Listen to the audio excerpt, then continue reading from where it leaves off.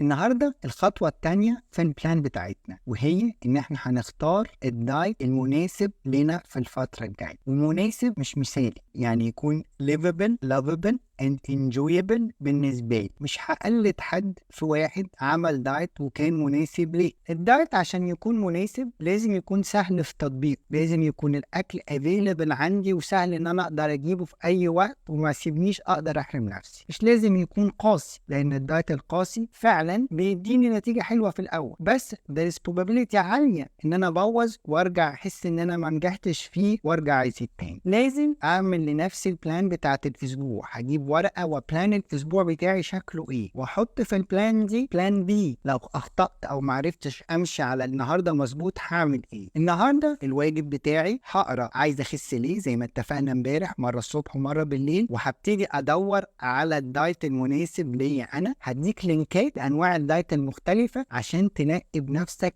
إيه الأنسب بالنسبة لك، وأشوفكم بكرة في خطوة جديدة إن شاء الله.